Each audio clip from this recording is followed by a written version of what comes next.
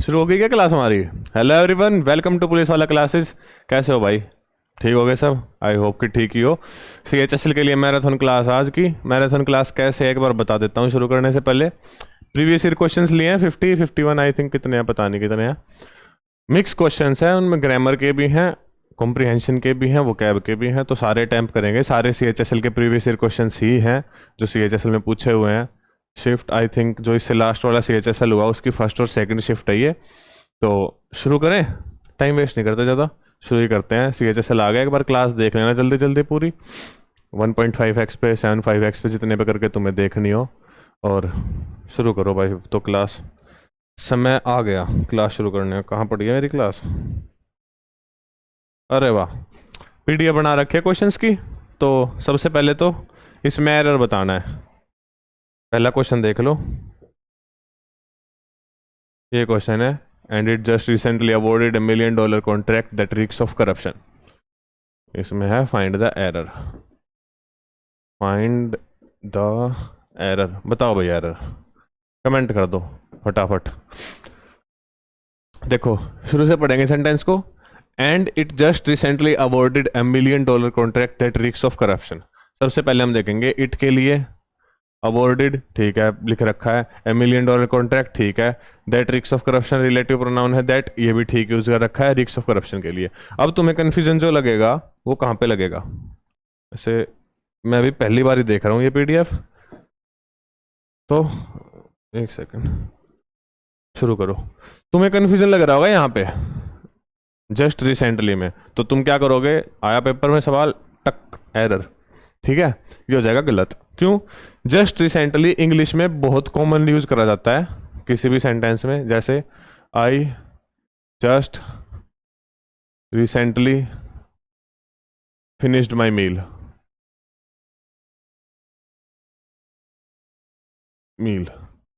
ये यूज करा जाता है किसी काम की फ्रेशनेस बताने के लिए। फ्रेशनेस इन द सेंस कि it has just completed, just recently completed, बिल्कुल अभी अभी ये काम खत्म हुआ है। और इस काम की फ्रेशनेस बताने के लिए हम जस्ट रिसेंटली को कॉमनली इंग्लिश में यूज करते हैं। तो इसमें कोई एरर नहीं है, ठीक है। और किसी सेंटेंस में भी जस्ट रिसेंटली यूज कर रखा हो तो वहां पे एरर मत ठोक देना, एरर नहीं है वहां पे। चलो अब दूसरा क्वेश्चन है, अच्छा स्पेलिंग्स का भी, वो का एक पार्ट ये भी तो है स्पेलिंग्स। तो सारे क्वेश्चंस इसमें मिक्स हैं तुम्हारी रिवीजन के लिए। तुम्हें रिवीजन करनी है, तुम्हें देखना है कौन सा ठीक है कौन सा नहीं है। बताओ। सबसे पहले ब्लूम, फिर ग्लूमी, फिर शाउट। ये क्या है शाउट? फिर ब्रूम। तुम देखते ही समझ जाओगे कि शाउट गलत लिख रखा है, इसकी स्पेलिंग SHOUT होना चाहिए, जोर से चिल्लाना, ठीक है। अगले क्वेश्चन पे चलो। अगला क्वेश्चन क्या है? माई feet don't dash the ground for the rest of day. अब अगर तुमने हुआ गाना सुना तो तुम्हें क्वेश्चन आ जाएगा, और अगर तुमने गाना ही नहीं सुना होगा तो भाई क्वेश्चन तो कैसे आएगा? तो गाने सुनने जरूरी है, ठीक है। कौन सा गाना है? मेरे पैर ना जमीन उत्ते लग दे, समझ गए? समझे? सतेंद्र सरताज का गाना, यहाँ पे टच आ जाएगा। माई feet don't touch the ground for the rest of day. क्यों? स्लैब क्या होता है? जो पत्थर का स्लैब बना होता है उसको ही स्लैब कहते हैं। तो फीट का और स्लैब का क्या लेना देना? डील, डील भी तुम्हें पता है, प्योरीफाई, किसी चीज़ को प्योरीफाई करना, साफ करना, क्लेंस करना। तो क्या ऑप्शन बचा हमारे पास? टच बचा। My feet don't touch the ground for rest of the day. चलो, select the most appropriate option to fill in the blank, ठीक है। फिलर्स है, एक बार कोशिश करो क्वेश्चन करने की। However even after independence in 1947 British expatriate firms did not suddenly dash from India। फिर हम देखेंगे ऑप्शन। पहला ऑप्शन है क्लोज, ठीक है भाई। फिर है डिसअलाउ, ठीक है। फिर है डाइवेस्ट, ठीक है। फिर है कॉन्सिक्रेट। क्या ऑप्शन आएगा? अब देखो, एक तुमने सुना होगा कोई कंपनी आके इंडिया में इन्वेस्ट कर रही है, उसी का अपोजिट होता है डाइवेस्ट करना। डाइवेस्ट का मतलब क्या हुआ? To sale of assets. और कोई कंपनी अपना अगर ऑपरेशन क्लोज कर दे कहीं पे, कहीं से चली जाए कंपनी वो जगह छोड़ के, जैसे फोर्ड चली गई थी इंडिया से, तो फोर्ड डाइवेस्टेड फ्रॉम इंडिया। इस सेंस में हम यूज करते हैं डाइवेस्ट वर्ड का। तो यहाँ पे हम किसका यूज करेंगे? British firms did not suddenly divest from India. Invest का उल्टा याद रखना हमें, डाइवेस्ट। ठीक है, क्लोज कैसे, खुद से तो क्लोज होंगी नहीं, फिर डिसअलाउ, किसी चीज़ को डिसअलाउ करना, ये ऑप्शन नहीं होगा। ठीक है, समझ गए ना, इन्वेस्ट का उल्टा डाइवेस्ट, तो कंपनी की सेंस में तुम्हें वैसे भी समझ जाना था। अब आता है जम्बल्ड। ये जल्दी जल्दी करवा रहा हूं मैं इसलिए क्योंकि रिवीजन के लिए तुम्हें देखना तुम्हें कितना आता है, कहाँ प्रॉब्लम आ रही है। तो एक बार जम्बल्ड क्वेश्चन अटेम्प्ट करके देखो। पी क्यू आर एस की फॉर्म है, तो इसको सोल्व करने का तरीका बताता हूँ भाई। पहले तो चारों सेंटेंस पढ़ो। Versions of the European poor laws charitable and informal colonies such as Ghana Jamaica India and the missionary activities and the introduction of western juvenile justice procedures Philippines the basic welfare service grew out of modified. अब देखो, ये देखो, grew out of modified, ये sentence खुद में incomplete है, तो इसके आगे हम जोड़ के देखें कौन सा सेंटेंस फिट बैठेगा। मॉडिफाइड मिशनरी नहीं, मॉडिफाइड इनफॉर्मर नहीं, मॉडिफाइड वर्जन्स, हाँ ये ठीक बैठ रहा है। तो एस के बाद तो पी आएगा। इतनी बात हुई क्लियर। तो सबसे पहले तो ये देख लो एस के बाद पी किस ऑप्शन में है। इसमें है, इसमें है, इसमें नहीं है, इसमें नहीं है। एक ही ऑप्शन है जिसमें एस के बाद पी है, डायरेक्ट यही ऑप्शन हो गया। अब इस सेंटेंस को पढ़ के देखो। इन farmer colonies such as Ghana, Jamaica, India, and the Philippines, the basic welfare services grew out of modified versions of the European poor laws, charitable and missionary activities, and the introduction of Western juvenile justice। बस एक link ढूंढना है, उसी link के पीछे भाग लेंगे। ठीक है, उस लिंक का मैक्सिमम 2 और एक ही सेंटेंस मिलेगा। वैसे तो बहुत ज़्यादा चांसेस है कि उस लिंक का एक ही सेंटेंस मिले, तो वही हमारा आंसर हो जाएगा। इसको ऐसे सोल्व करना है। चलो, ये कॉम्प्रिहेंशन, कॉम्प्रिहेंशन में क्या हुआ, आगे पीछे हो गए, तो कॉम्प्रिहेंशन सारे लास्ट में सोल्व करेंगे। सिनोनियम पूछ रखा है, same as the given meaning, तो मैग्नेनिमिटी का सिनोनियम बताना हमें, बताओ क्या होगा।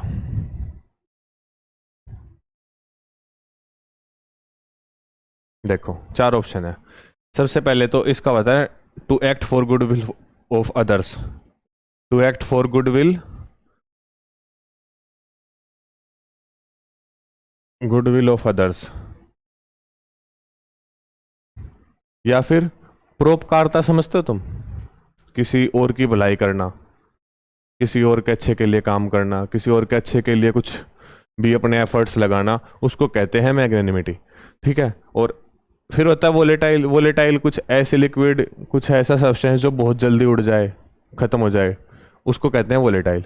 इनवीडियसनेस बताता है किसी, किसकी बताऊं, पॉइजन की सीवियरिटी को, कितना ज़्यादा पॉइजनस है। और वेरुलेंस होता है एक तरह से द्वेष की भावना, या फिर किसी चीज़ का द्वेष, कैसे समझोगे, ये भी एक तरीके से सीवियरिटी बताता है, नेगेटिव वर्ड है ये भी। और एक हमारे पास बचा फिर एल्ट्रुइज्म। एल्ट्रुइज्म का मतलब होता है to act for goodwill of others, या फिर दूसरों की अच्छाई भलाई के लिए एफर्ट्स डालना। एक वर्ड होता है एल्ट्रुइस्ट, ALTRUIST। इसका मतलब क्या हुआ, हिंदी में बता रहा हूँ जाके तुम अच्छे से समझ पाओ, परोपकारी।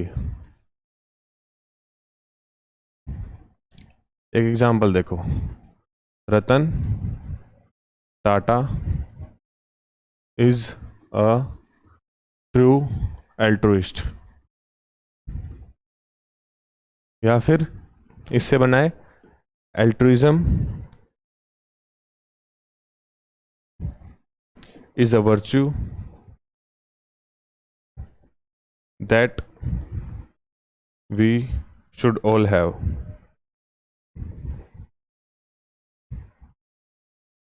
ठीक है, एल्ट्रुइज्म एक ऐसा गुण है जो हम सब में होना चाहिए। एग्जाम्पल लिखें ये, तो इसका सिनोनिम क्या हुआ, एल्ट्रुइज्म हुआ। ठीक है, आगे चलो। ईडियम पूछ रखा, body and soul. Body and soul idiom का मतलब होता है कंप्लीटली, पूर्ण रूप से, शरीर आत्मा सब कुछ लगा दिया कि I have devoted my body and soul to this work. समझे, ऑप्शन होगा ऐसा कुछ, कोई लाइफ एंड डेथ नहीं होता, टू सोलर डिफिकल्टी नहीं होता, हैप्पीनेस एंड सोरो नहीं होता, होली एंड इंटायरली। ठीक है, मैं कह रहा था ना कंप्लीटली, यही होगा इसका option. Body and soul idiom है, इसका मतलब होता है होली एंड इंटायरली, कंप्लीटली, पूर्ण रूप से। कैसे लिखते हैं पूर्ण, पूर्ण रूप से, याद रखोगे। Ravi gave you the information, simple past में लिखा हुआ सेंटेंस है, वैसे तो ऐसा होना चाहिए था, did Ravi give you the information, पर एसएससी का तरीका है कैसे भी लिख सकते हैं। तो हम समझ गए कि ये सेंटेंस सिंपल पास्ट में लिखा हुआ है। अब सिंपल पास्ट को कन्वर्ट करने के लिए पैसिव फॉर्म में वोज वर का यूज होगा। तो सबसे पहले तो ये चेक कर लो कि सेंटेंस में वोज वर है, have, has, you have, has, तीनों गलत हैं, तीनों में वोज वर है ही नहीं। एक ही सेंटेंस बचा, इसमें वोज वर का यूज हो रहा है, was the information given to you by Ravi. Simple past जब कन्वर्ट होगा तो वोज वर का यूज होगा, याद रखनी ये चीज, ठीक है। आगे चलो, स्टडी ऑफ हेवनली बॉडीज, ये पूछ रखा। अब देखो, न्यूमरोलॉजी होती है कि नंबर्स और इवेंट्स को लिंक कर देना, उसकी स्टडी। जैसे न्यूमरोलॉजी तुम समझ गए, जैसे कैसे बताऊं मैं, नंबर्स और इवेंट्स को लिंक कर देना, 3 तारीख, लक्की नंबर, ये सब फलाना ढिमकाना, ये सब आएगा न्यूमरोलॉजी में। एस्ट्रोलॉजी फिर से वही, स्टार्स और मून्स की, प्लैनेट्स की, इनकी पोजीशन से अपना लक डिसाइड करना। पूछते हो ना, हाथ दिखा के बता दो पंडित जी भविष्य, डेट बता के, ये बकवास की चीज़ें हैं, ये सब कुछ नहीं होता इसमें। स्टार गेजिंग होता है, तारे देखना, रात में छत पे बैठ के अपना कुछ बढ़िया सा इंस्ट्रूमेंट लगा के, क्या लगाएंगे, ये देखेंगे यहाँ पे वो खड़ा है लप्पू सा सचिन, क्या है तारों में, लप्पू से तारे हैं, समझ गए, ये होती है स्टार गेजिंग। और फिर बची एस्ट्रोनॉमी, एस्ट्रोनॉमी होती है भाई हमारी स्टडी ऑफ हेवनली बॉडीज। तो इसका ऑप्शन क्या बचा, ऑप्शन नंबर 4 एस्ट्रोनॉमी। ये फिर से कॉम्प्रिहेंशन का आ गया, स्किप करना है अभी कॉम्प्रिहेंशन वालों को, क्योंकि आगे पीछे हो गए तो सारे एक साथ करेंगे। अब देखो, क्वेश्चन हमसे पूछा, सिनोनिम पूछा है, तो हमारे पास वर्ड है क्वांड्री। क्वांड्री होती है एक ऐसी सिचुएशन, एक ऐसा इवेंट जहां पे प्रोग्रेस नहीं हो सकती आगे। तो लिख लेते हैं, ए सिचुएशन और dilemma where progress is blocked,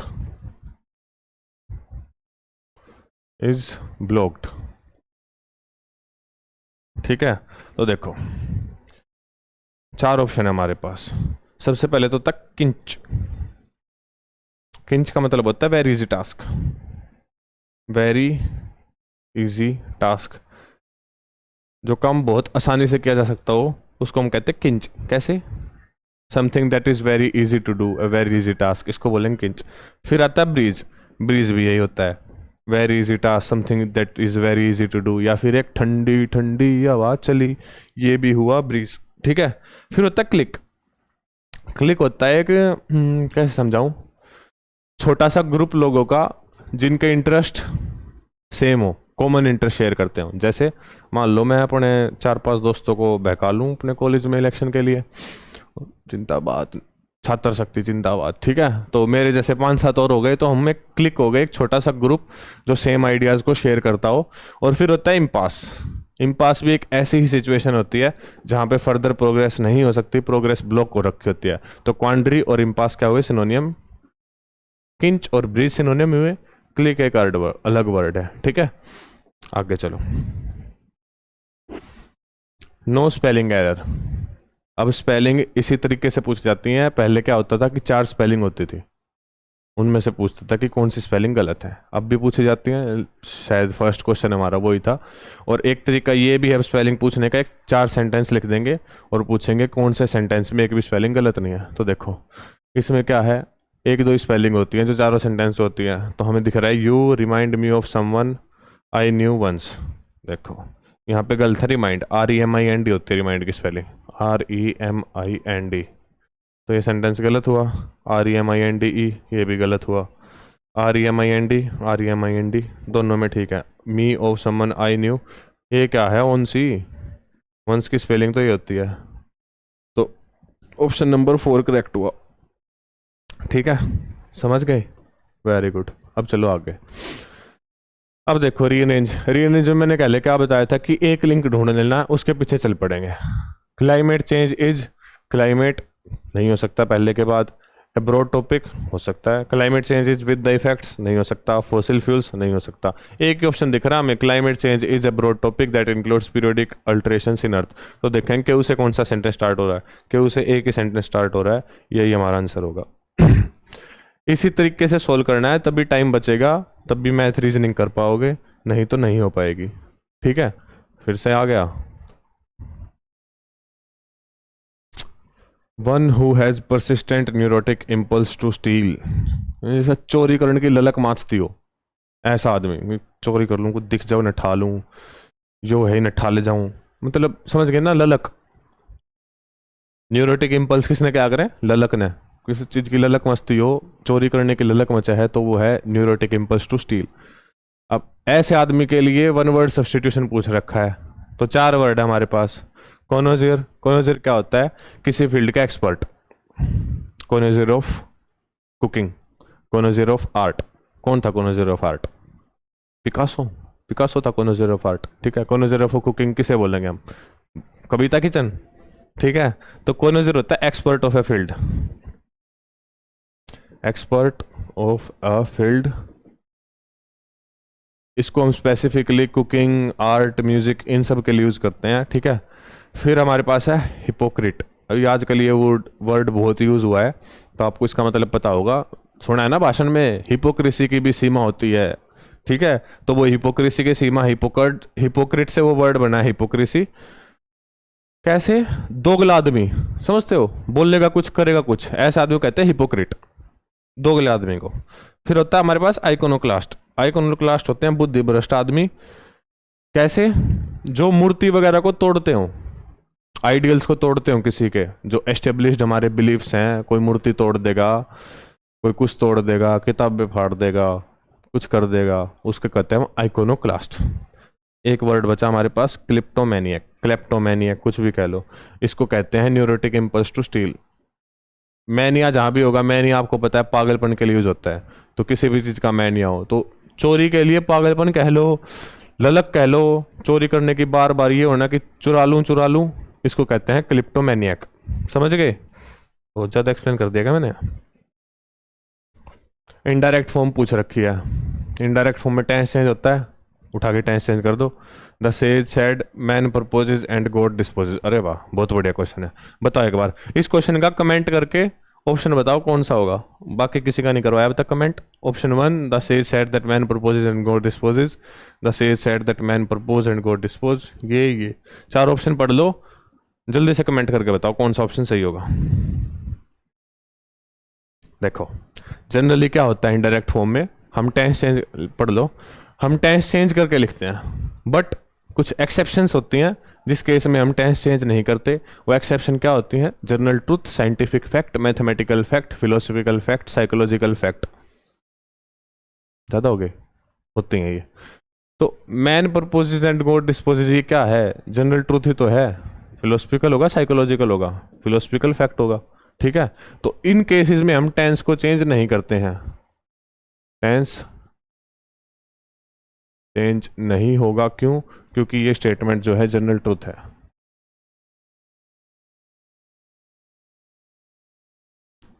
तो दैट लगा के ऐसे का ऐसा लिख देंगे, ऑप्शन नंबर 1 करेक्ट हो जाएगा। फिर आ गया फ्रस्ट्रेट, सरकमवेंट। सरकमवेंट होता है किसी ऑब्स्टेकल के इर्द गिर्द घूम के उसका रास्ता ढूंढ रहे। सरकमफ्रेंस होता है ना, सरकमफ्रेंस, इसको याद रख लेना। सरकमवेंट, ये कुछ समस्या आ गई बीच में, मैं घूम कर गया, दूसरा रास्ता ढूंढ लिया। ठीक है, एक तरीके से इसको ही सरकमवेंट कहते हैं। फिर होता है इर्क। इर्क का मतलब होता है, कैसे समझ जाओ मेरे एक्सप्रेशन से, गुस्सा दिला देना। डोंट इर्क मी, इरिटेट मत करो, गुस्सा मत दिलाओ। ठीक है, और इसका अपोजिट पूछ रखा है। अच्छा, तभी तो फ्रस्ट्रेट का पूछ रखा अपोजिट। तो फ्रस्ट्रेट क्या होता है, एक तो फ्रस्ट्रेशन होती है कि दिमाग खराब कर देना, एक फ्रस्ट्रेट होता है कि किसी काम को करने से रोकना, डिस्करेज करना, और फोस्टर होता है इनकरेज करना, इनकरेज टू डू समथिंग। तो अपोजिट हो गया फ्रस्ट्रेट और फोस्टर एक दूसरे के। ठीक है, आगे चलो। One who hates institution of marriage, बताओ चार ऑप्शन है। क्विट, ये क्या है, पेडेंटिक, पोलीगोल्ट, मिसोगेमिस्ट, सॉरी जुबान पे चल जाती है भाई मेरी तो।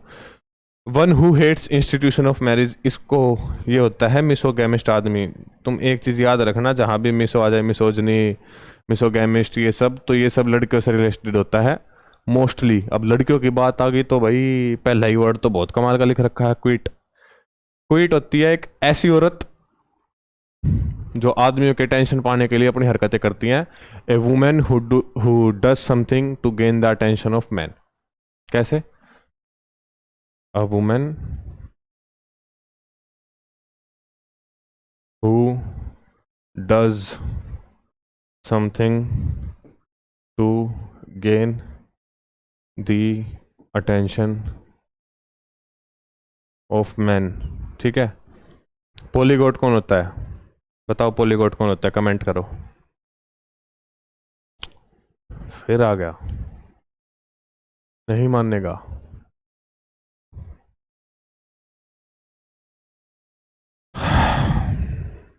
अपोलोजेटिक का क्या पूछ रखा है, सिनोनियम। तो अपोलोजेटिक का सिनोनियम पूछ रखा है सबसे। अपोलोजेटिक तो वही रिमोर्सफुल, जो अपने करे पे पछतावा हो जिसको, उसको कहते हैं अपोलोजेटिक। तो स्टैग्नेंट तो होता है एक ऐसी सिचुएशन जहाँ पे प्रोग्रेस ना हो रही हो, फर्दर प्रोग्रेस ब्लॉक हो। खड़ा या फिर कि मतलब जो ठहरा हुआ हो, उसको कहते हैं स्टैग्नेंट, कि दिस इज अ स्टैग्नेंट। हम कोई प्लान बना रहे हैं और उस पर कोई मूवमेंट आ गई, this is the stagnant movement of our plan, उसके आगे कुछ हो ही नहीं पा रहा, ठीक है। डेरिसिव, डेरिसिव कैसे समझाऊं, तुम बिग बॉस देखते हो? तो बिग बॉस अगर तुम देखते हो तो एक दूसरे पे वो कमेंटबाजी करते हैं, कुछ कुछ उन्हें बोलते हैं, उससे लोग मजा लेते हैं। तो यही कमेंट्स होती हैं डेरिसिव कमेंट्स। ऐसी कमेंट्स जो हम किसी और पे करें मजे के लिए, गंदी कमेंट्स, ठीक है। तो इस सेंस में इसको समझना, डेरिसिव कमेंट्स याद रखना, derisive comments. His derisive comments made her hurt, ऐसे कुछ, ठीक है। सॉलिड तो पता ही है, पता है ना सॉलिड, या साइंटिफिक डेफिनेशन दूं, जिसके आइटम्स टाइटली पैक्ड हो। अगर इंग्लिश में नहीं आया तो साइंस में ही समझ आएगा। कॉन्ट्राइट भी होता है अपोलोजेटिक, ये रिमोर्सफुल, ये दोनों सिनोनियम हुए, अपोलोजेटिक और कॉन्ट्राइट, ठीक है। समझ गए, आगे चलो। ए मैन में डाई, नेशंस में rise and fall, but an idea lived alone. ओहो भाई, फिलोसफिकल बात है, जर्नल ट्रूथ लिख रखा है। इनडेफिनेट में लिखा जाएगा तो लिव्स ऑन आएगा, इन नहीं आएगा। देखो दो हैं, lives on, lives in, direct phrase है, लिव्स ऑन, जीता रहेगा, जीता रहेगा, ठीक है। जनरल ट्रूथ मैंने बताया था ना अपनी पहली क्लास में भी, सिंपल टेंस में लिखा जाएगा, सिंपल प्रेजेंट में, समझ गए। The recent discoveries have Ryzen, ओहो, होप्स अबाउट पॉसिबल एप्लीकेशंस। देखो समझ आया, एरर बताना किस पार्ट में एरर है, तो पहले तो खुद कोशिश करो, वैसे तो आ ही गया होगा, आ ही गया सब तक समझ में, क्योंकि तुमने तैयारी कर रखी है। देखो एक होता है राइज, एक होता है रेज। तो सबसे पहले तो ये बताओ, होप्स के साथ कौन सा आएगा, राइज आएगा, रेज आएगा? Don't raise my hopes, don't rise my hopes नहीं होता। क्यों नहीं होता? राइज होता है इंट्रांजिटिव, वर्ब के साथ तो यूज ही नहीं होता, ये इंट्रांजिटिव है, ठीक है। तो रेज की पास्ट फॉर्म होती है, इसका पास्ट पार्टिसिपल रेज्ड, और यहां पे लिख रखा है राइजन, जो कि इसका पास्ट पार्टिसिपल है। तो यही एरर है इसमें, राइजन की जगह रेज्ड आएगा। राइज की तो भाई इंट्रांजिटिव है, वर्ब के साथ यूज ही नहीं होगा, तो कौन सा आएगा एरर? हैव राइजन होप्स, ये ऑप्शन गलत हुआ, मतलब सही हुआ। Slab on the rest, stadium पूछ रखा है, स्लैप ऑन द रेस्ट तो तुम ऐसे ही समझा, ये करना क्या है, ये हल्की सी पनिशमेंट है, तो बहुत छोटी पनिशमेंट अगर हमें बतानी हो तो उसके लिए हम यूज करते हैं slap on the rest. Option देखो, वाइल्ड एंड एक्साइटमेंट नहीं होगा, मिसअंडरस्टैंड ईच अदर नहीं होगा, criticise someone strong, mild punishment, ये वाला ऑप्शन ठीक है। समझ गए? चलो पहला पार्ट खत्म हुआ, 25 क्वेश्चन होते हैं ना पहले पार्ट में, तो अब उस पे आते हैं कॉम्प्रिहेंशन पे। कॉम्प्रिहेंशन के क्वेश्चन छोड़ रखे हैं हमने बीच बीच में, ब्लैंक नंबर 2 है ना, ये मिक्स हो गए थे पीडीएफ बनाते टाइम। हाँ देखो, सबसे पहले तो कॉम्प्रिहेंशन के लिए हम पूरा पैसेज पढ़ेंगे। पैसेज क्यों पढ़ेंगे, हम ऐसा नहीं करेंगे बिल्कुल भी कि हमने पहली लाइन पढ़ी और पहला ब्लैंक अटेम्प्ट कर दिया। हम पूरा पैसेज पढ़ेंगे। उसका रीजन क्या है, इसी कॉम्प्रिहेंशन से समझ आ जाएगा शायद। Many fruits and vegetables change dash. अब देखो, अगर मान लो मैं पहला ऑप्शन पढ़ूं और फिर ये ऑप्शन का अटेम्प्ट कर दूं, fruits and vegetables as they ripen, तो जैसे जैसे फल पकेंगे, सब्जियां पकेंगी, तो वो अपना शेप भी चेंज करेंगी। क्लोथ्स तो नहीं करेंगी, कलर भी करेंगी, साइज भी करेंगी। तो पहले ऑप्शन के अकॉर्डिंग तो तीनों ही ऑप्शन ठीक हैं। तो क्यों है पूरा पैसेज पढ़ना जरूरी, वो इसलिए है क्योंकि हमें पता चलेगा कि पहले ऑप्शन में हम क्या लगाएं या फिर उससे अगले ऑप्शन में क्या लगाएं, वो आगे इन्फॉर्मेशन दी गई। For example tomato, strawberries and red bell peppers all change from green to red. देखो अब हम समझ गए इस लाइन के बाद कि कलर की बात हो रही है, तो शेप भी गलत हुई, साइज भी गलत हुआ। पहला ऑप्शन आ गया हमारे पास कलर, ठीक है, लगा दिया। Colour is just one way along with size, texture and the smell that you can tell if a fruit or vegetable is dash to be harvested or written.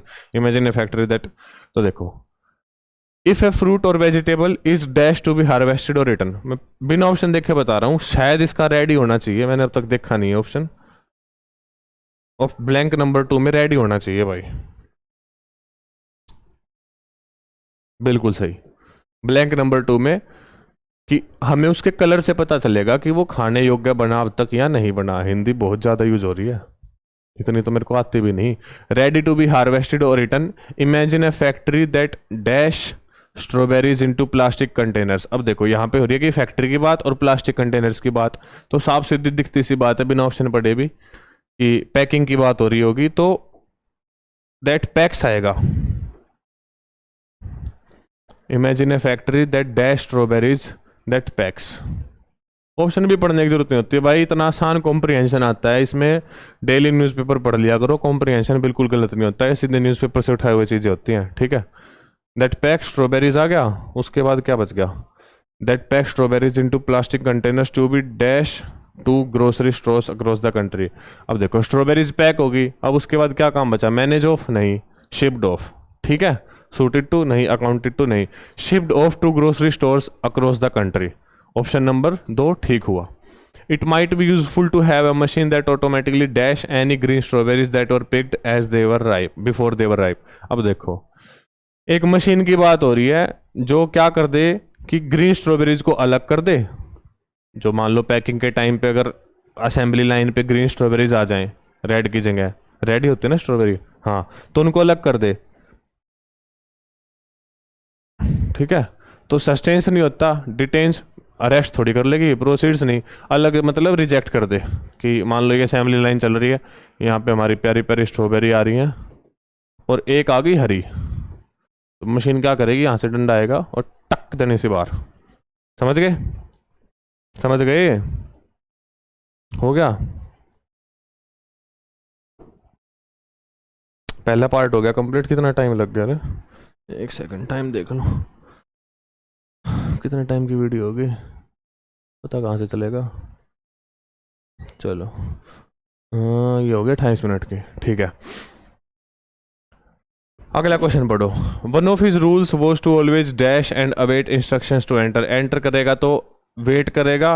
अब देखो ऑप्शन, रब, door को रब थोड़ी करेगा, ब्लिंक, डोर पे blink भी नहीं करेगा, रेजिस्ट भी नहीं करेगा, क्या ऑप्शन बचा, डोर पे नॉक करेगा। One of his rules was to always knock and await instructions to enter, ठीक है। बताओ, लेगार्ड प्रॉम्प्ट होता है जो एकदम से हो जाए, हसलर जो बहुत मेहनत करता हो, एक्सपीडियस, एक्सपीडिटियस क्या मतलब, एक्सप्लोर करने वाला, यही होगा, बताओ कमेंट करके। सिनोनियम पूछ रखा है इसका, हाँ। लेगार्ड और डॉडलिंग दोनों सिनोनियम है। कैसे, ऐसे काम जो मैं चल ही रहे हो, लड़खड़ाते फड़खड़ाते। ये मैं तुम्हें कॉमन लैंग्वेज से समझा रहा हूँ, डायरेक्ट मतलब नहीं बता रहा, इसलिए समझा रहा हूँ कि ऐसे बताऊंगा तभी तुम्हें इस वर्ड की सेंस याद रहेगी और तभी तुम ये क्वेश्चन कर पाओगे। Aditi said I am not invested in the project any more. Indirect form, तो इनडायरेक्ट फॉर्म में टेंस चेंज होगा, मैंने बताया था। तो I am not invested in the project any more, बताओ क्या आएगा इसका आंसर, बताओ।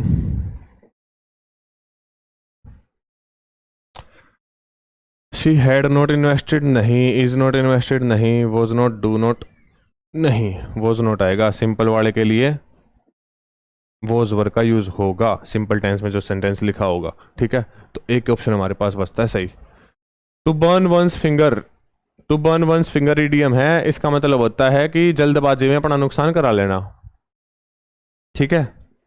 हिंदी में तो यही मतलब होता है इसका, जो मैंने पढ़ रखा है। To suffer a loss by acting rashly, बिल्कुल सही है। To accidentally touch a hot utensil, ये तो इसका लिटरल मीनिंग हो गया। कभी भी किसी ईडियम का लिटरल मीनिंग उसका आंसर नहीं होता, ये चीज़ याद रखना।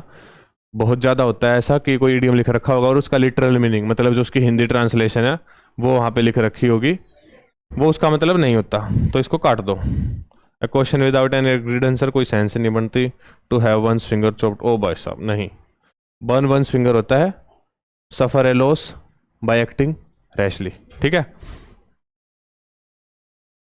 शॉट इन द डार्क, अंधेरे में तुक्का मारना, समझ गए। अंधेरे में तुक्का मारेंगे, शॉट इन द डार्क मतलब क्या मतलब हुआ, शूटिंग इन द नाइट नहीं, लिटरल मीनिंग हो गया, ये इसका मतलब नहीं होता। Randomly doing something the outcome of which is unknown, यही तो मतलब होता अंधेरे में तुक्का मारने का, तो यही आंसर हुआ है। ब्लाइंड मैन स्कैन नहीं, लुकिंग एट द स्टार्स नहीं। बताओ। इनकरेक्टली स्पेल्ड वर्ड पूछ रखा है, सबसे पहले लिख रखा क्लोवर, इसमें सिंगल भी आता है तो यही गलत हो गया सबसे पहले तो। शायद से 4 PM शार्पन ठीक है, सनराइज ठीक है, हैपन ठीक है, एक ही ऑप्शन गलत है, क्लोवर। सिंगल भी आता है इसमें। स्लिक, सिनोनियम पूछ रखा स्लिक का, बताओ सिनोनियम क्या होगा स्लिक का, बताओ। स्लिक का सिनोनियम बताओ भाई, कमेंट कर दो। स्लिक होती है बिल्कुल नई शानदार पॉलिश करी हुई जगह, चिकनी चमेली बिल्कुल, ठीक है। न्यू, पॉलिश्ड, शाइनी, स्लिपरी, कुछ भी बोल सकते हो, बहुत सारे मतलब होते हैं एक वर्ड के। नोविस होता है नो सीखिया आदमी, अमेच्योर उसको कहते हैं नोविस। फ्रैक्शंस, मैथमेटिकल फ्रैक्शन 1/3 जैसे समझ जाओ। स्लिपरी वही स्लिक, और न्यू नया, तो एक ऑप्शन बचा। सिनोनिम ही पूछ रखा है ना सेम, हाँ स्लिपरी बच गया इसका ऑप्शन, ठीक है। The government has been building more schools to provide education at the secondary level, क्या होगा इसमें, तो कुछ गलत नहीं है। The government has been building more schools to provide, अच्छा प्रोवाइड आएगा भाई, टू के साथ V1 का यूज होगा इस वाले सेंटेंस में। इस वाले सेंटेंस में भी क्या जनरली भी या तो फिर जीरेंड के साथ वर्ब की फर्स्ट फॉर्म यूज होगी, या फिर मतलब जीरेंड के साथ ING होगा ना। और यहाँ पे दे रखे हमें preposition to, the government has been building more schools to provide education at the secondary level. अब किसी को एट का कन्फ्यूजन लग रहा हो तो ये एट का कन्फ्यूजन यहाँ पे नहीं है, एट बिल्कुल सही यूज कर रखा है। तो प्रोवाइड एजुकेशन एट बिल्कुल सही है, ऑन टू दोनों गलत है, नो इम्प्रूवमेंट भी नहीं है क्योंकि प्रोवाइड आएगा, ठीक है। अपोजिट पूछ रखा है एक्सेसरी के, एक्सेसरी के अपोजिट बताओ क्या होगा, जल्दी बताओ भाई बताओ, कमेंट तो कर दो। देखो कैसे समझोगे, हमारे फोन के साथ एक्सेसरी आती है, ठीक है। एक्सेसरी आती है तो फोन के साथ एक्सेसरी क्या होगी, उसका चार्जर होगा, ईयरफोन्स होगी, कोई किसी के साथ OTG केबल आएगी, समझा रहा हूँ इस तरीके से ताकि तुम्हें याद रहे। तो एक्सेसरी का मतलब होता है कोई चीज that is in addition to something important और एसेंशियल, उसके साथ अगर कोई चीज आ रही है किसी इंपॉर्टेंट चीज के साथ तो वो है उसकी एक्सेसरी, ठीक है। फिर हमारे पास एक वर्ड है सब्स्टिट्यूट, सब्स्टिट्यूट किसी चीज के जगह पे कोई चीज आ रही है, सब्स्टिट्यूट कर रही है, तो ये तो इसका अपोजिट नहीं हुआ, ये तो आ रही है सप्लीमेंट में, सप्लीमेंट में इन द सेंस कि किसी इंपॉर्टेंट चीज के साथ में कुछ चीज आ रही है, और एक हुआ इसका सब्स्टिट्यूट, ये नहीं होगा। सरप्लस जो ज्यादा ही आ रहा हो, कुछ काम साथ में ना आ रहा हो, कोई एक ही चीज दो आ जाए सरप्लस अमाउंट में, ठीक है। एसेंशियल, एसेंशियल ठीक है। ऑप्शन, अब देखो एक्सेसरी के साथ एक तो हमें लगा ऑप्शन कि कोई साथ में आ रहा है, पर ऑप्शन तो वो हुआ ना हमारे पास चॉइस है, ये ले ले या ये ले ले, तो एक ही इसका बचता है हमारे पास। अपोजिट पूछ रखा है तो एसेंशियल, कि एक तो जो इंपॉर्टेंट चीज़ के साथ में कोई चीज़ आ रही है जो नॉन एसेंशियल है, उतनी ज़रूरी नहीं है, नहीं भी देते चार्जर तब भी हमारा काम चलता है, अलग से लेना पड़ता है, ठीक है। तो एक्सेसरी का अपोजिट क्या हुआ हमारे पास, एसेंशियल ही हुआ, ठीक है। समझ गए, समझ गए।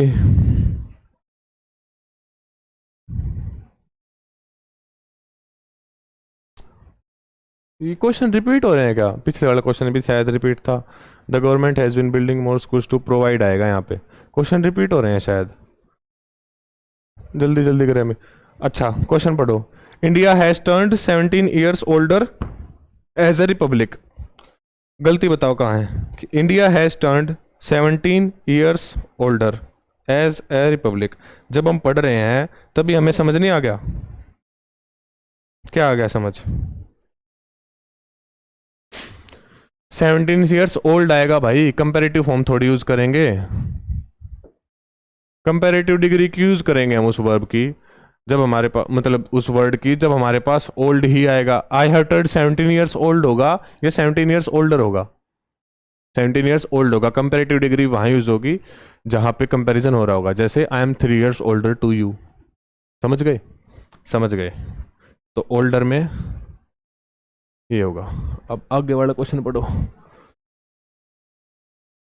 स्पेलिंग एरर पूछ रखा है जिसमें नहीं है, तो स्पेलिंग एरर किस में नहीं है बताओ।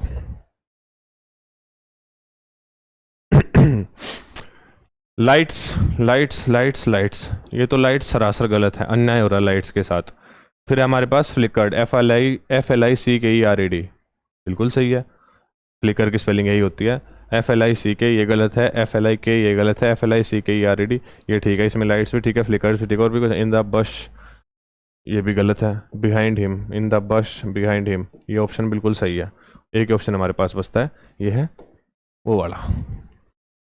शी कट्स हर हेयर्ड, ये क्या है, she cuts her heard short. Heard कुछ नहीं होता भाई, हेयर होता है, हेयर को हम हेयर ही लिखते हैं, हेयर्ड कुछ नहीं होता। हेयर शॉर्ट, हेयरी शॉर्ट, ये भी कुछ नहीं होता, ये भी कुछ नहीं होता। शॉर्टेस्ट, ओहो सुपरलेटिव लगा दिया, तो she cuts her hair short आएगा, ये ऑप्शन होगा इसका। ये फिर से इसका सीरियल में है क्या कॉम्प्रिहेंशन, नहीं। The culture was losing its meaning, continuous में है, बीइंग का यूज होगा, ठीक है।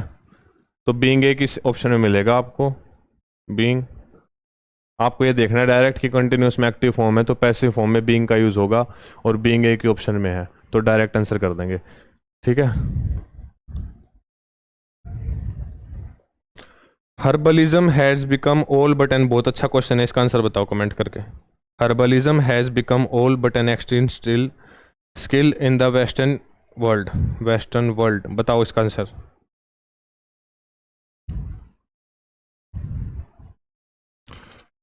Herbalism had become an all but extinct skill in the western world, कोई गलती है सेंटेंस में बताओ,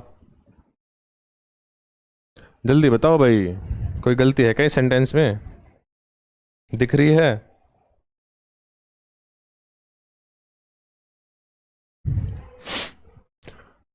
herbalism had become an all but extent skill, ये जो ऑल बट लिखा हुआ है ना, ये कैसे बताऊं, ईडियम कह दूं इसे, ईडियम कहना ठीक नहीं होता, इडियमेटिक एक्सप्रेशन बोल सकते हैं, इसका मतलब होता है ऑलमोस्ट। जो हर्बलिज्म है वो ऑलमोस्ट एक एक्सटेंट स्किल बन चुका है, स्किल वेस्टर्न वर्ल्ड में, तो इसमें कोई इंप्रूवमेंट की जरूरत नहीं है। अगर आपको ऐसे समझना है तो आप इसको ऐसे भी समझ सकते हो जब आप क्वेश्चन पढ़ोगे। Herbalism has become but all an all but, गलत हुआ, मतलब ये ऑप्शन सही नहीं है। हर्बलिज्म बिकम एन एक्सटेंट, ये भी सही नहीं है, बिकम तो कुछ होगा ही नहीं इसके साथ, हैज बिकम आएगा या फिर हैड बिकम आएगा। Herbalism has become but an extent but all, an all but आएगा, ठीक है। तो ऑल बट आपको याद रखना है, ऑल बट इडियोमेटिक एक्सप्रेशन है जिसका मतलब होता है ऑलमोस्ट, ठीक है। फिर से कॉम्प्रिहेंशन आ गया क्या, हाँ चलो रीअरेंज करना है, पढ़ो सेंटेंस को। फिश और other potential food items that happen to be floating by with something stinging cells called nemos, देखो लिंक बन गया जब इसको पहले ही पढ़े, फिश और other potential food items that happen to be floating. Happen at night नहीं होगा, हैपन कोरल्स नहीं होगा, तो हमने देखा पी के बाद क्यों आएगा, हमें पहला लिंक मिल गया, हमने देखा पी के बाद किस में है, एक इसमें है, एक इसमें है, पी के बाद क्यों इसमें है, इसमें, अरे वाह फेल हो गया हमारा लिंक। ठीक है, दूसरा लिंक देखेंगे, eight night and capture tiny organisms like जूप्लैंक्टन, ये क्या होता है, small fish, are P Q, तीसरा लिंक, दूसरा लिंक बन गया, आर पी क्यू, देखो किसमें है, आर पी क्यू इसमें है नहीं, आर पी क्यू इसमें है, आर पी क्यू इसमें नहीं है, आर पी क्यू इसमें है, दो ऑप्शन फिर बच गए। बहुत बढ़िया क्वेश्चन है, फिर इसका मतलब ये। तो अब क्या देखेंगे, हम अपने आगे की बात करेंगे, हमारे पास दो ऑप्शन बचे हैं, अब या तो ये होगा या ये होगा। ठीक है, अब देखो किससे स्टार्ट होगा, corals are predators and they expand their tentacles at night and capture tiny organisms like जॉप्टिकल स्मॉल फिश और other tiny organism, S R P Q, S R P Q, यही ऑप्शन है, यही ठीक होगा, बिल्कुल यही ठीक होगा। ठीक है, इसके अलावा तो कुछ ठीक हो ही नहीं सकता। Herbalism had become an all but, ये फिर से रिपीट हो गया, तो इसमें नो इम्प्रूवमेंट आएगा, ऑल बट इडियोमेटिक एक्सप्रेशन याद रखना, कॉम्प्रिहेंशन आ गया। Remember that little sister, wait for a man to dash your honour and you will wait forever. ठीक है, कितनी बढ़िया बात कह दी। आंसर बताओ, कमेंट करो इसका आंसर, एक दो क्वेश्चन का पहले कमेंट करवाया था, जल्दी कमेंट करो। रिमेंबर दैट लिटिल सिस्टर, बताओ, wait for a man to dash your honour and you will wait forever. बहुत बढ़िया बात कही भाई।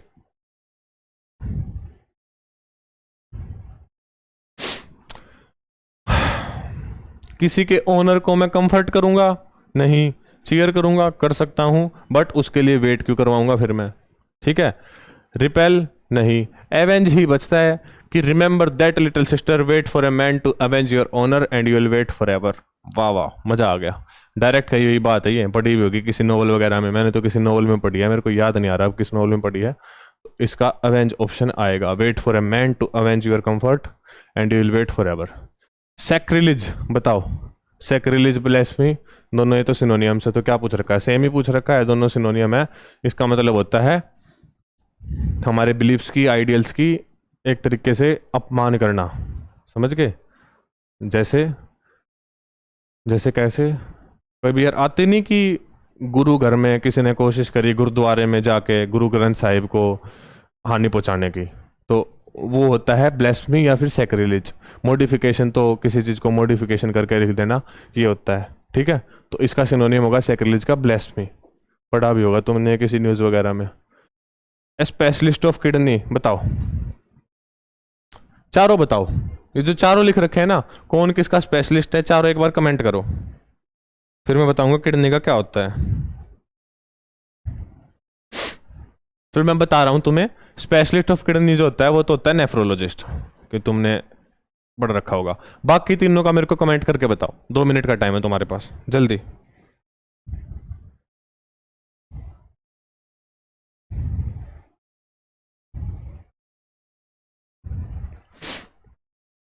देखो, ऑब्स्टेट्रिशियन, कभी किसी का बच्चा हुआ हॉस्पिटल में, वहां गए हो, जिसकी स्पेशलाइजेशन होती है ना डिलीवरी करवाने में, उसको कहते हैं ऑब्स्टेट्रिशियन। ठीक है, अगर हॉस्पिटल में जाओ तो इन चीज़ों का ध्यान रखा करो, क्या लिखा है वहाँ पे। ठीक है, पैथोलॉजिस्ट, जो टेस्ट वगैरह करने में एक्सपर्ट हो, लैब टेस्ट वगैरह करता हो, ठीक है, टिश्यू के, सेल्स के, इनके टेस्ट करता हो, उसको कहते हैं पैथोलॉजिस्ट। प्रीमेटोलॉजिस्ट, एकदम होती है प्राइमेट्स, हमारे पूर्वज। ठीक है, हमारे पूर्वज कौन थे, बंदर थे, मंकीज, एप्स, इनको हम कहते हैं प्राइवेट्स, प्राइमेट्स, मंकी, एप्स। तो जो इनकी स्टडी करता हो, इनका एक्सपर्ट हो, उसको कहते हैं प्राइमेटोलॉजिस्ट। किडनी का नेफ्रोलॉजिस्ट, ऑब्स्टेट्रिशियन, डिलीवरी की स्पेशलिस्ट, याद रखना है। पैथोलॉजिस्ट जो टेस्ट वगैरह करते हैं, इनके स्पेशलिस्ट, टिश्यू के, सेल, सेल नहीं cell, sorry. One of his rules was to always knock, ये तो हमने पहले कर लिया, शायद रिपीट होगा ना ये question. And await instructions to F enter. अब बात आई इसके कॉम्प्रिहेंशन की, तो कॉम्प्रिहेंशन के पहले क्वेश्चन पे चलते हैं। इसमें ब्लैंक नंबर 2 है, ब्लैंक नंबर 1 आ गया। ठीक है, in a new study dash in Nature Human Behaviour, पूरा पढ़ो। In a new study dash in Nature Human Behaviour, आगे क्या है? We have now shown that in 2021 dash expectancy rebounded somewhere in most European countries dash eastern Europe and the US witness additional losses, however only Norway dash is pre pandemic life expectancy 2021 and everywhere. तो देखो nature Human behaviour क्या है, एक magazine है, तो उसमें study क्या होगी? पब्लिश होगी, रजिस्टर नहीं होगी, सराउंड नहीं होगी, एस्टेब्लिश नहीं होगी। तो सबसे पहला ऑप्शन तो आया हमारे पास स्टडी पब्लिश होने का। फिर हमारे पास क्या आया? A new study published in Nature Human Behaviour, यहाँ पे लिख लेते हैं published in Nature Human Behaviour, we have now shown that in 2021 dash dash expectancy rebounded somewhere somewhat in most European countries. Expectancy किसकी होगी हमारे पास? गेम की होगी? नहीं। एनिमल की? नहीं। हंगर की? नहीं। लाइफ एक्सपेंटेंसी की तो बात हो रही है, क्योंकि कोविड-19 की सिचुएशन की बात हो रही है, उसमें जो सबसे ज़्यादा अफेक्ट हुई है कोई चीज़, वो है लाइफ एक्सपेंटेंसी। तो इस ऑप्शन में क्या आएगा? लाइफ। यहाँ पे published life expectancy rebounded someone in most European countries dash, option number 3 आएगा ना, ये 4 कैसे आ गया? 3 कहाँ है? क्या हो गया भाई ये पीडीएफ में? 3 देखो कहाँ है? 3 है ही नहीं क्या?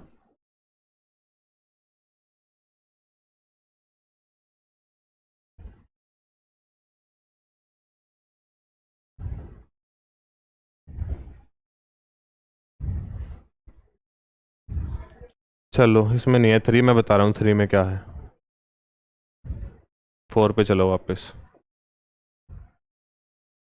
1 हो गया पब्लिश, 2 हो गया हमारे पास लाइफ,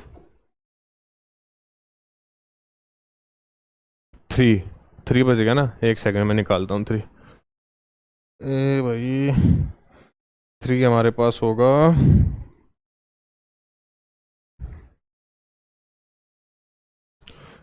3 के ऑप्शंस लिखो, वाइल, एज, सो और बिहाइंड। तो इसमें बताना है कि इनमें से कौन सा आएगा, वाइल आएगा, एज आएगा, सो आएगा, बिहाइंड आएगा।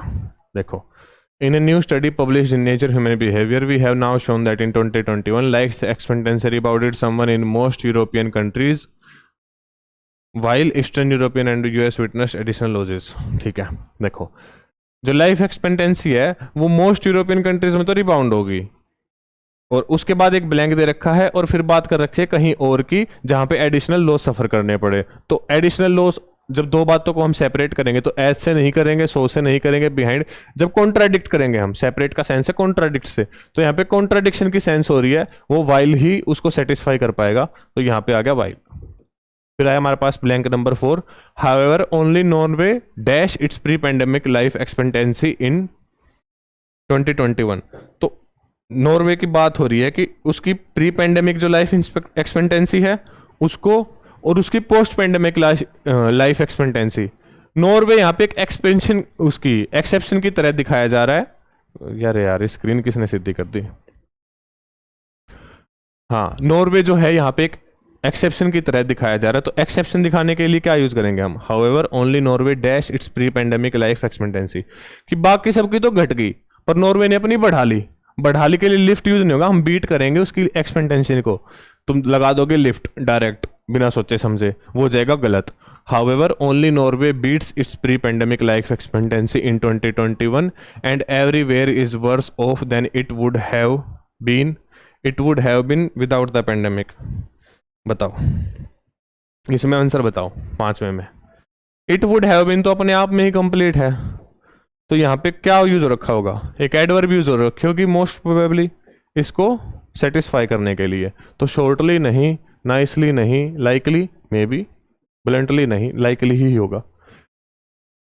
However, only Norway beats its pre-pandemic life expectancy in 2021 and everywhere is worse off than it would have likely been without the pandemic। ठीक है, आ गया। ये पीडीएफ ऐसे शेयर करें, सोल्व हुई हुई या फिर हुई हुई। अरे वाह, ये रह गया क्या? Compulsory enlistment for military service छूट गया क्वेश्चन। बताओ इसका आंसर जल्दी फटाफट। एब्डिकेशन का बताओ सबसे पहले, तो इसका जो ऑप्शन नंबर 4 है एब्डिकेट करना, I have abdicated my throne, मतलब क्या होगा इसका, पद त्याग देना। एब्डिकेट का मतलब होता है यही कि त्याग देना। उसके बाद बताओ आर्मामेंट का, 4 ऑप्शन के बताओ आंसर। भाई कमेंट करते रहो यार जल्दी जल्दी। एब्डिकेशन का तो मैं बता रहा हूँ, लो, टू गिव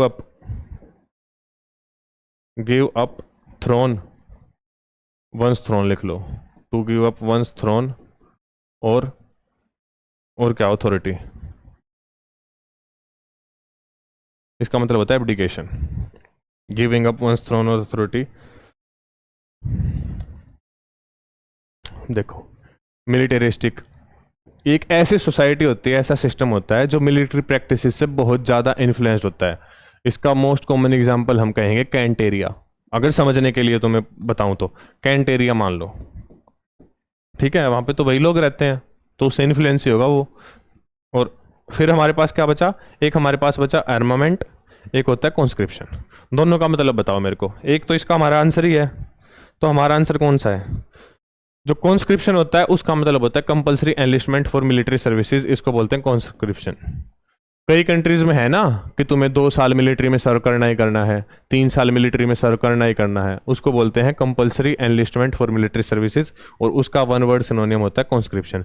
आर्मामेंट का मतलब बताया, कमेंट कर दी तुमने? जल्दी बताओ भाई।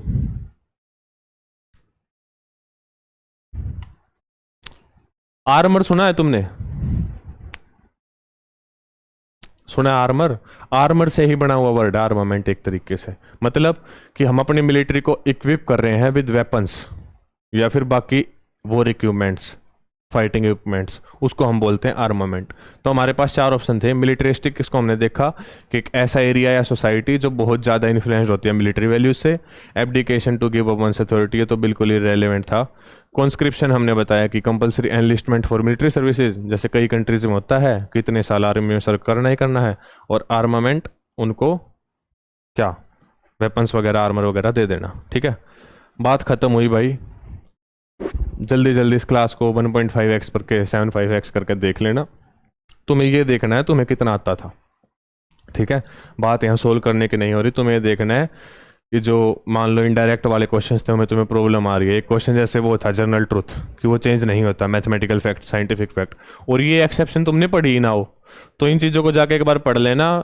जो हमने वर्ड डिस्कस करे बहुत अच्छे वर्ड थे, रिपीट भी हो सकते हैं, ठीक है। एक वर्ड जहाँ तक मेरा गैस है इस बार, एक ना एक वर्ड तो इनका आएगा जो हॉस्पिटल की टर्मिनोलॉजी होती है। कोई किसी चीज़ का स्पेशलिस्ट, कार्डियोलॉजिस्ट दिल का हो गया, नेफ्रोलॉजिस्ट या किडनी का हो गया, इनमें से कोई ना कोई एक आएगा, हर बार आता है, इस बार भी आएगा। तो ये पढ़ जाना, सारे क्वेश्चंस पढ़ जाना, अच्छे से पेपर करके आना। सबसे पहले वो तो तुम देखना तुम क्या अटैम्प्ट करोगे। बस अटैम्प्ट जब मान लो तुम मैथ कर रहे हो और कोई क्वेश्चन अटका रहा है तो अटकना नहीं है, वहीं छोड़ देना, क्योंकि स्टार्टिंग के कुछ क्वेश्चंस मैथ्स और रीजनिंग के ऐसे होंगे जो तुम्हें अटकाएंगे, इसमें टाइम लगेगा, और उसमें अगर टाइम लगा दे तो बाकी पेपर पूरा छूट जाएगा। 15 से 25 नंबर के क्वेश्चंस बहुत आसान होंगे। जनरली जो ट्रेंड होता है पेपर का वो बता रहा हूँ, एक्सेप्शन भी हो सकती है, इसमें चेंज भी हो सकता है। तो मान लो तुम 3rd क्वेश्चन पे टक रहे हो तो 3rd क्वेश्चन को वहीं मार्क फॉर रिव्यू करके छोड़ दो और आगे बढ़ो, ठीक है। समझ गए? इस तरीके से पेपर अटैम्प्ट करना है, ज़्यादा ओवर अटैम्प्ट मत करना, क्योंकि कॉस्ट टू बेनिफिट रेशियो बहुत कम है ओवर अटैम्पिंग का, बहुत ज़्यादा नंबर कट जाएंगे नेगेटिव मार्किंग में। जितना आता उतना ही करना, जहाँ पे ये हो कि हिट एंड ट्रायल मेथड लगाना हो कि 2 ऑप्शंस तो कम से कम एलिमिनेट कर लेना। अब जहाँ पे इस क्वेश्चन में एब्डिकेशन और मिलिट्रिस्टिक, तो ऑप्शन बिल्कुल साफ साफ वो हो रहे थे क्या, एलिमिनेट। उसके बाद 2 ऑप्शन बचते हैं, उनमें अगर चाहो तो तुक्का लगा लेना, नहीं तो वैसे मत ही लगाना। धन्यवाद, अच्छे से तैयारी करो। जय हिंद।